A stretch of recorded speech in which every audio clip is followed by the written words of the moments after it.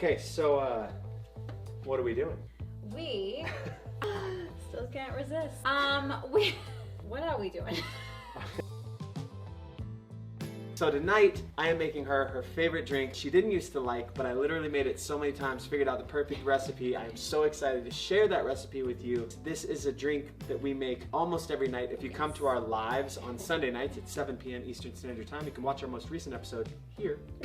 Then you know that we love this drink. We are making, that's right, ding, ding, ding, ding, ding, the Negroni.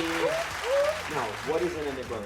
The base of a Negroni is gin. Yes. And I think we've talked about this before, maybe just on our lives, but this is our favorite gin, you guys. Gin. St. George gin. What are the other two ingredients? The other main ingredient is red vermouth, and we use this brand called Punta Mez. Yeah, Punta Mez. The reason I like Punta Mez is because it's got more of a bite. It's got more, you know, like to be technical about it, it's so that is the second. And what is the last major ingredient that we need? Okay, the last one, you guys, this grew on me. The last ingredient, Campari. Campari. It's really bitter, but Whoa. all of a sudden, Whoa. the old Mediterranean man in me came out. Like, you know, I imagine, like, you know, the Grampies smoking the cigars. These are your main ingredients. Ooh, ah. So I'm gonna show you how I throw these together. It's pretty simple, super duper easy recipe. I actually learned this recipe when I was at a bar in San Diego with my best friend Billy. We were there and we were drinking like old fashions and Sazeracs, and the bartender was like, hey,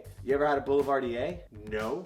What is it? And he said it is a Negroni, but with whiskey. So I'm technically teaching two drinks here. Like, this is 2 for 1 night at, you know, Part of Love. This is great.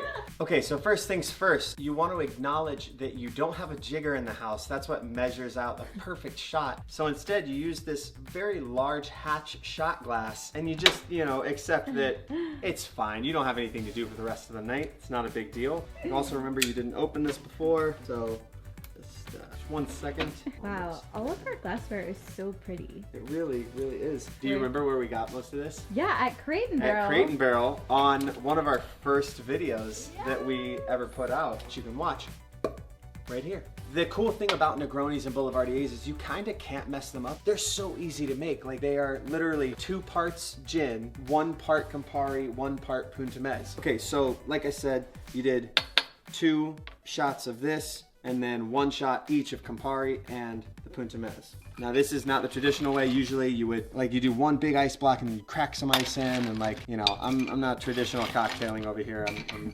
We don't have an ice cave yet. Yeah.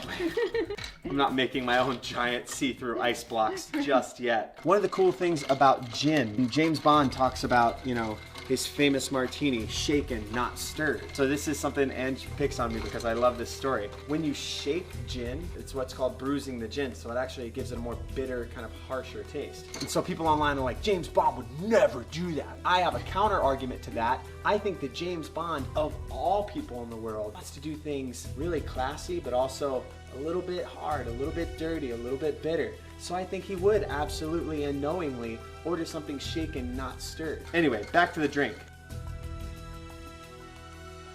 Hold on a second, I forgot something, hold on. Oh, okay, anyway, forgot this, the strainer. Oh. I should not have mixed this for that long, a ton of that ice melted, but the most important thing, in my opinion, to a good Negroni, other than the gin and the Punta Mez and not overwatering it, one of the important steps, orange peel. And the thing about this that I'm probably doing wrong, but this right here, you see all that comes out of it? That is like the key for us. Now, in this house, we tend to overdo things, and that is totally fine, in my opinion. You wanna try and get a slow-mo of it? Yeah.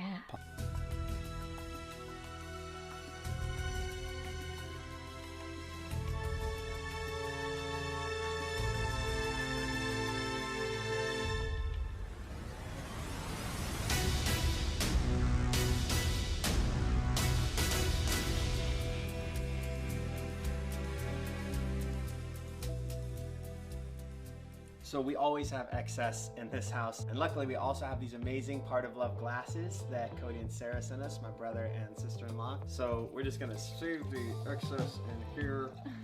because I forgot to get a different container. Okay, so let's put this back on the thing because I can't wait to have these. Ooh, girl. Okay. I just want to say, you are the best. Cheers. Cheers. Oh my gosh.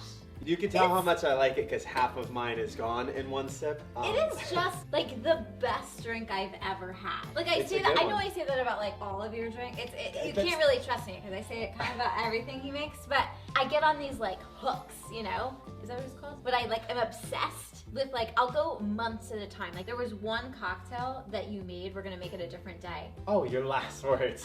Why do you call it jungle juice? I Because don't- it's green? And it makes me feel all like, like it's really like It does. wild. She's not Whereas lying about this, like a Negroni though, oh my gosh. And I have to say like, I mean I go in phases, but a Negroni for me, like it sets up the most romantic night. Hollywood Oh, does it? romantic night. So I looked up, before we were doing this, I was like, what's a fact about the Negroni? So the Negroni, right? Mhm.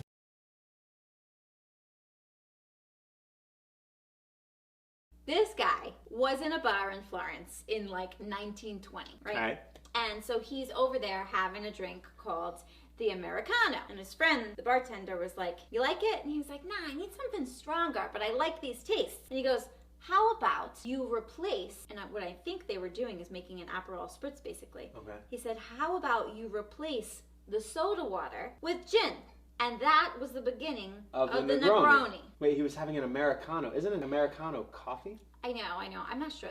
The language barrier, maybe. I don't know. There was Anyway. a language barrier in the reading? No, I don't think in 1920 we knew what the No. Salud! Salud! So the reason I love making these drinks for her, the reason I love making any drinks, but specifically these drinks for you, is because it gets her drunk. Also, it's because I love seeing you light up. The same way that you used to talk to me about when I'd eat your food. Yeah. And that feeling, that look in your eyes when you take that first sip, and most subsequent sips after that, It gets better and better. you get so excited, and that look in your eyes is a huge part of love for me. Oh. I'm trying to do a dip back here. Romance. Pot of love. Oh my god.